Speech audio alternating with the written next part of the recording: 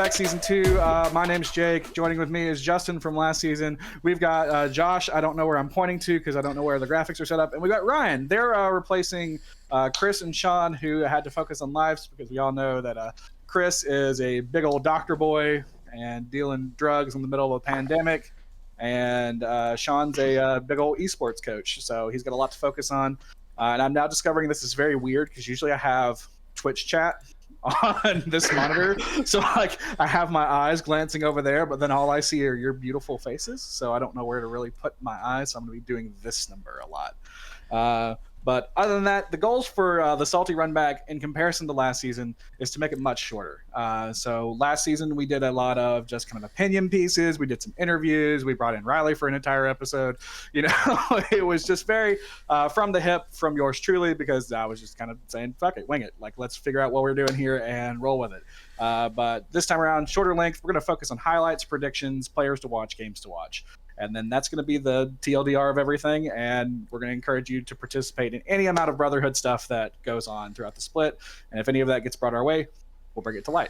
But other than that, after our week one shenanigans that we unfortunately missed out on, our standings as of right now don't look to be in order on my screen, but I'll just read them out. Dogwater Gaming got a 2-0.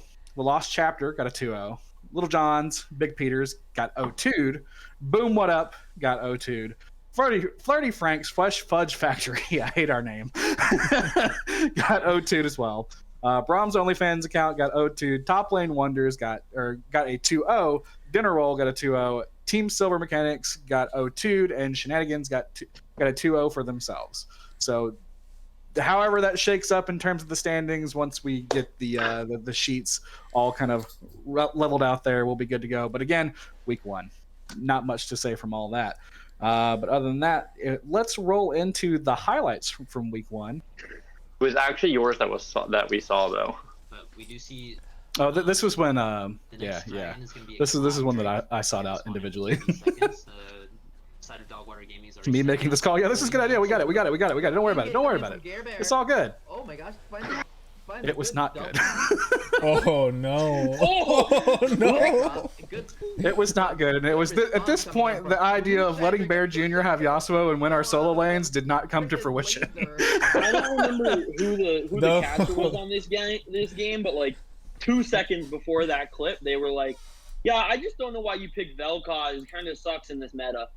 And it was Adrian and Hoagie that were casting this game. I just want to say, if we look at that clip, the absolutely perfect Braum ultimate that stopped the Zap jump on all 4 of the enemy people and then kept everyone from doing anything, and then Bud going in and just like destroying them. Yeah, whoever that Braum player is must have a horrible personality to be that good at League of Legends. Yeah, he has to be just like a fucking bitch. So this was another Bear Jr. play. No, I pulled this. I pulled this one up, like on me because it's my play. But with the and we see a fight going on here with the Yumi. First off, Nautilus secured Baron. Gets Flukesheister. Hog. Me getting 1v1 by Zach that I can't hit a Q on to save my life. I remember like looking over at that and then thinking, oh, Bud's dead, and then Bud didn't die. Like, well, that's convenient. I think Cled wins this. Bear with a nice windmill right here. I hook him out of the air.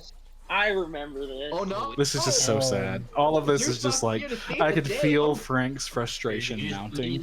And then when that Q came through, I'm like, oh yeah, he's still good. TSM versus TLW Ace. Push mid. The Bud Light Ace. Oh, the drop of the Herald of mid lane doing the dragon. Great call. Oh, Mumu gets blown up here. Yeah, this was Zach, right? Yeah. Yeah, this is when Zach had played in Mumu's support. I was casting this game. It was a good play by Red, but really I think honestly it was more a misplay by Blue team. The blue team than anything else. I mean, if you watch the engage is so staggered. Amumu goes in, doesn't get ult off, gets blown up, then Malphite ults way later, only hits one person, and Fiddle never gets a chance to ult because Ashe gets a good snipe on him. Did he have and then ult there? Yeah, he has a movable wall. But it is Yeah, so he just didn't get it off at all. Oh, tournament, that's He just didn't get off. He died. He died before he got the chance to use it. It was just a scuffed gauge. It was a good play. It was really good kiting by the red side. But it was a scuffed gauge by blue. All right, This is another so I'm dead. They're dead. Call an Let's go, ambulance, we not got for it. me. Got both. So the many frame rate objectives, man. Alright, I'm resetting. I feel like you got Yep, to I think call we should all ambulance for reset, everybody if that's the title of the clip. I just got done from dying. So. Well, watch out. Oh, Stay okay. with yes. Good win wall. Oh, that was a good all. That was a good kill. Ooh, Oh! yeah, it was. Yeah, it was. Ooh, Ooh, no. Nuts. Oh, shit. Cornstar making Oh, Bear Jr. Who? Bear Jr. Who? Yeah. Oh, he's wild. Wait, Can is I this a put this penta? in Is the this a universe? penta?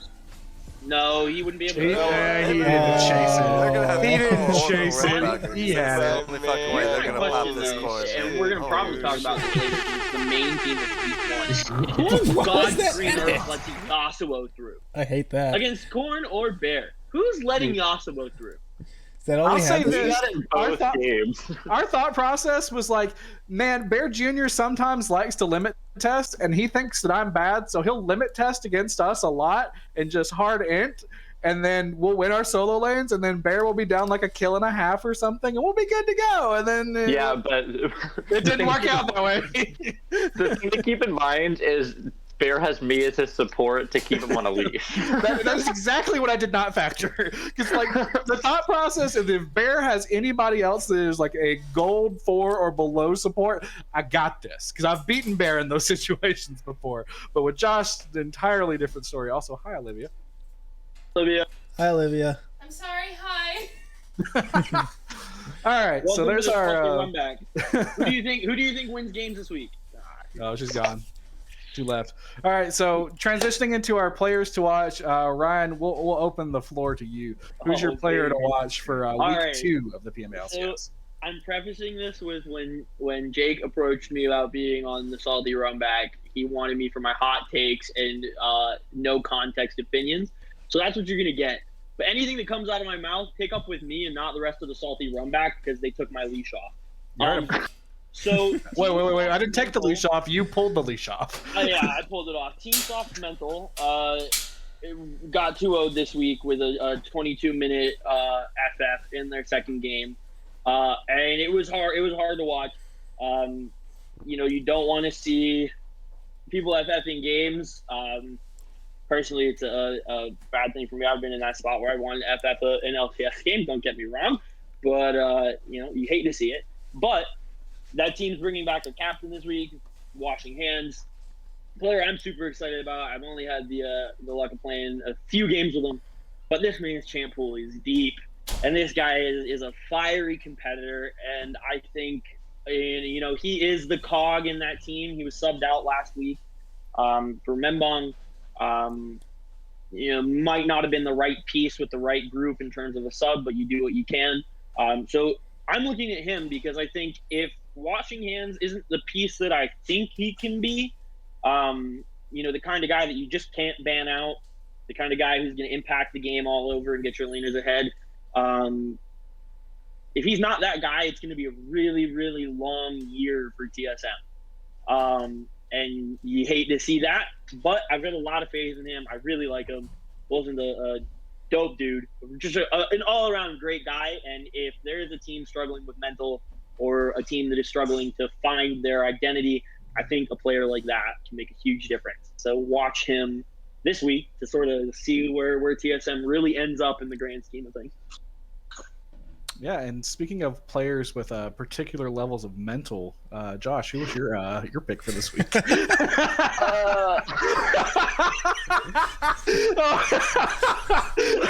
See, I can be rude too.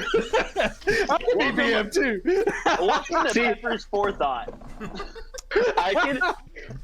The best part about this is I can say this about both of the two of the main players in my players to watch because they're chapter bros of mine. So my main player to watch is Cornstar for this week, but specifically because of the TLC versus TLW matchup that's happening. It's definitely, there's a few teams in this league that are single player centric. and they have like a player that is going to be the pop-off carry. This is the person like to watch for this team, and other players have the potential, but it's less likely we're going to see that. In terms of TLC, it's going to be Adrian, it's going to be Cornstar. For TLW, it's going to be Chase or Skiz. This is IGN, which we saw this week. I mean, we just watched the clip with Adrian popping off, getting a quadra kill. They went 2-0. TLW, I got the pleasure of casting those games, and other people played well, but Skiz really carried them. And a lot of what happened in favor of TLW this past week was off of Skiz's back, and off of macro calls from Skiz. I'm assuming, knowing how Skiz is as a team player, having played with him before. So, and both of them are the main carries on the team, with everyone else on both of the teams playing supportive roles to fuel their carry potential, with the possible exception being an Evangelist on TLC as well, who tends to play more carry like junglers as well, but still is working with that mid-jungle synergy to get Cornstar ahead, especially because they're not facing each other in their lane. I think the pressure is going to be more on Adrian to take over the game from TLW, which is specifically why I picked Cornstar as my player to watch. Both players have the potential, but I think Corn needs to step it up a little bit more in order to really jump the gun and take over this game. Especially with the showing last week, I don't think, and with playing against Chase, with playing against Skiz, I don't think Skiz is going to let anything through that Corn is going to be able to just 1v9 on, at least not first round bans. I wouldn't be surprised if all 3 first round bans went towards Adrian, went towards Corn, or vice versa, went towards Skiz for TLC. But just to see who has the deeper pool at that point. it really is. I mean, and Chase is Skiz is the kind of player that plays multiple roles, and playing AD, which is his primary role for this team as of right now, is a tertiary role for him. I mean, he's still like a high plat level player on ADC. He is in every role, but it's a tertiary role. Well, Adrian's on his main role. So as of this week, as of week 1 standing, Corn's KDA is in the 8th highest overall. His KP is the 3rd highest overall, and his damage per minute's also the 3rd highest overall. So, but Skiz has 2 of those stats higher than Adrian, I think. His KDA, I think, is the 2nd best in the league, and I think his damage per minute is currently the best in the league, with Bear being 2nd and then Adrian being 3rd. But his KP is a little bit lower. Still high, but a little bit lower than where Adrian's is at this point. So Adrian's my player to watch, but along the same lines, Chase. It's a good matchup overall. Justin, I believe you have something to raise to all Yeah, of so mine's kind of the way I went with this player to watch is kind of the opposite that Josh went. So he picked 2 teams and a player from one of those 2 teams that went 2-0 in their first start, right? And they want to, continue that train. My player to watch this week is Kim Peter. They face Pentuple F, whatever you want to call that. F5. F5 is a good way to put it. Can we get some F's in chat for the O2? That's what I said to Frank. I said, I know that, when we say this name, we're just setting up F's in chat for whenever we get just destroyed in game. Yeah. So last week. Yeah. So, yes, I was absolutely. going to encourage F's in chat regardless of your name, bro. So don't worry about it. So, my reason for picking Kim Peter here, and this is despite his 0-2 loss in week 1.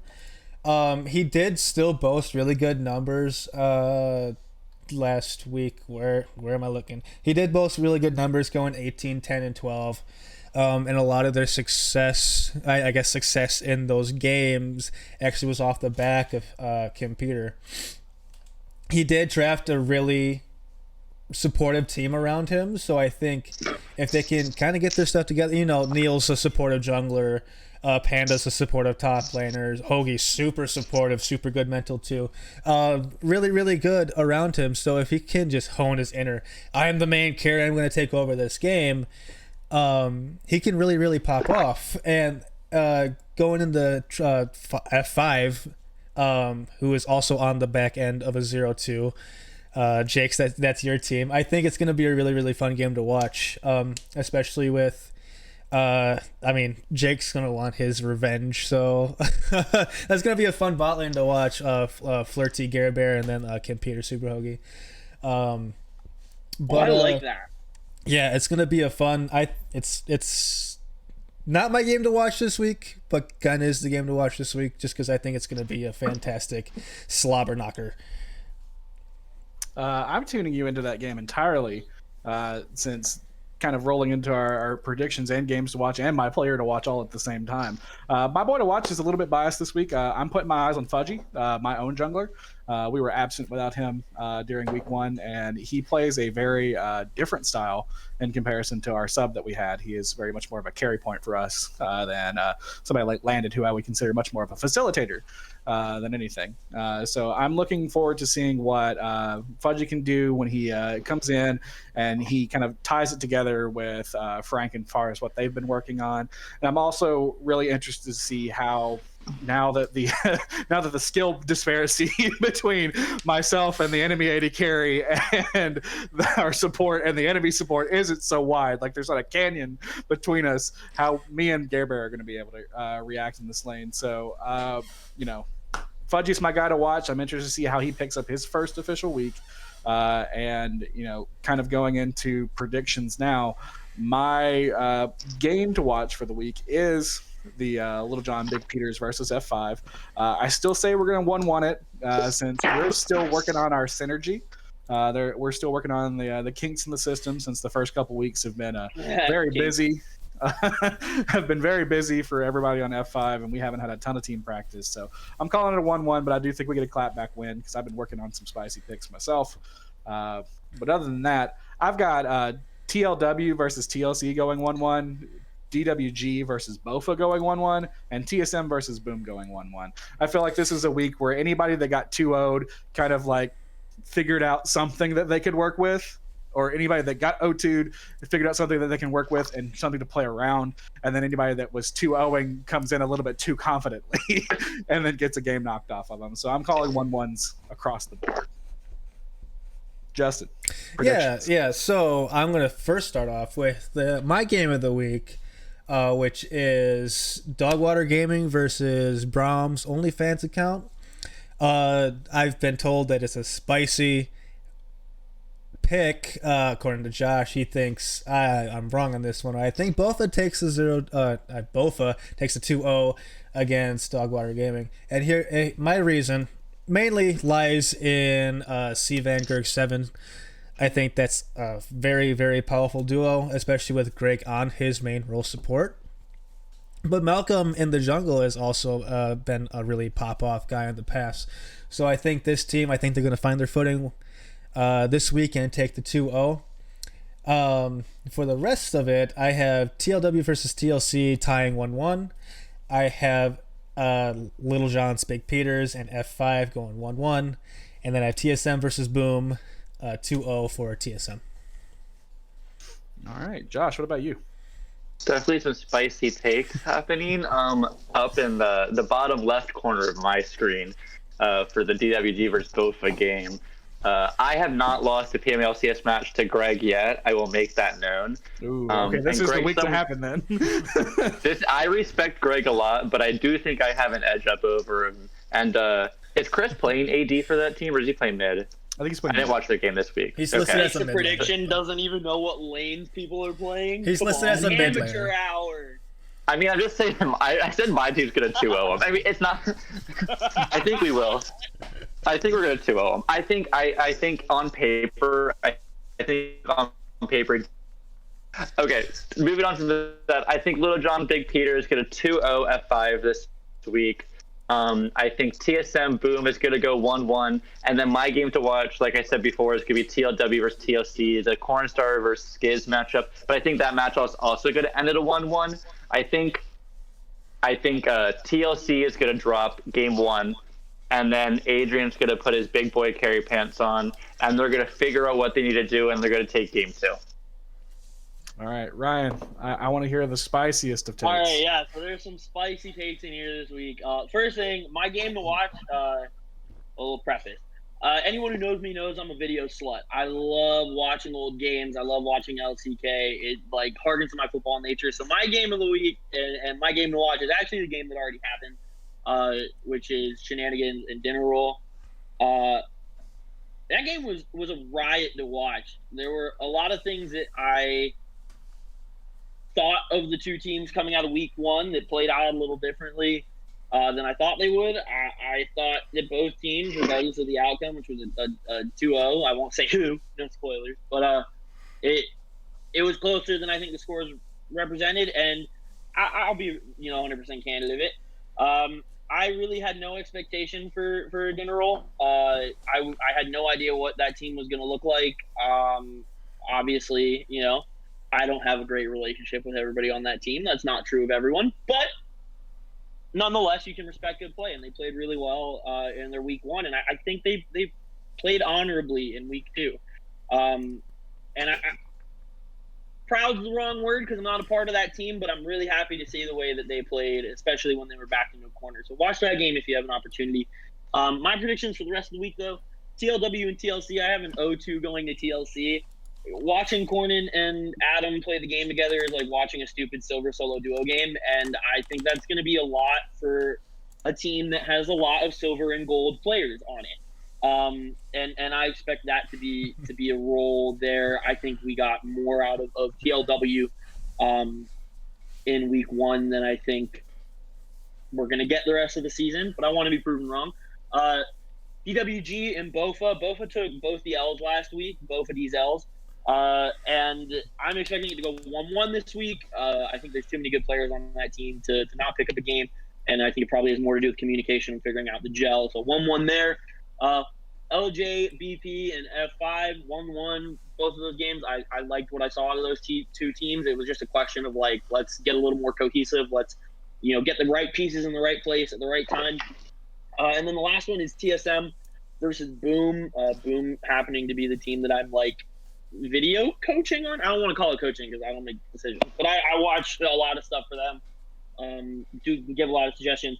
I think Boom's going to get a 2-0 this week. I don't think that's a bias. I think until we see what washing hands is on TSM and we see what that team looks like when at full strength, it's going to be really, really hard to not bet against them. And as a gambler, this is not a game that I wouldn't take. And I think Boom just didn't show up last week. Like, talking with them after their game, it seemed like at least half the team's mental was somewhere else, playing under not great circumstances, and they got too much pride to not come out firing this week. I know they've got some spicy things cooking up in the kitchen, so I'm giving it 2-0 to Boom this week.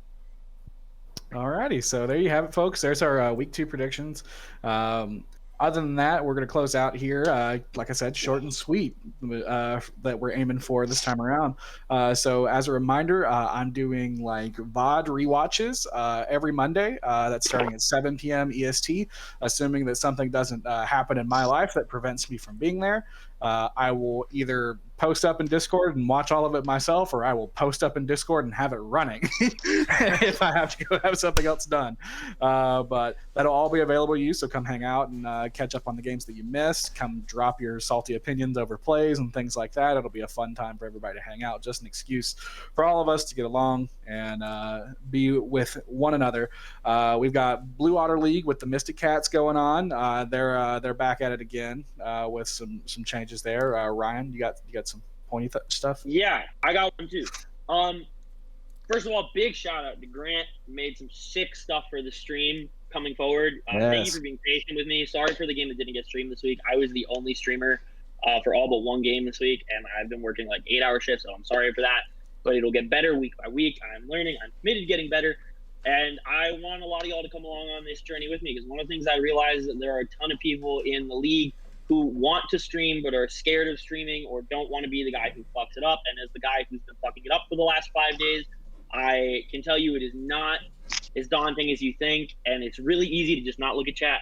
But I'm going to try and set up a time in the next week or 2 weeks to do an intro to streaming thing, either on Discord or on the channel itself, that you guys can come watch and just see the very basics of Streamlabs, the bare minimum that you'd have to do to put a game up on the screen and share it with our community. because at the end of the day, that is what we are. We are community, and the community does not work without community help. And thank you to the captains for this new 2-week update. Much appreciated. It is going to make my job infinitely easier. So thank you. Yeah. Hell yeah. Thanks to Grant, like you said. Thanks to you, Ryan, for getting all of this in motion. And Josh, thanks for both of you, actually. You've been doing a swimming job of our first couple weeks of preseason into the LCS, and appreciate you joining the show. You're so handsome when you lie. I know, right? But other than that, as always, keep your eyes out for our boys and them's. I don't know correct words. Riley doing their TFT stuff. Keep your eyes out for them and all of the things that they've got going on. And then Dustin and all of his league streams whenever they go live. You know, he's constantly out there getting drunk and flaming noobs and solo queue. Other than that, that's all we've got for the first salty runback of the season that covers week 1 and 2.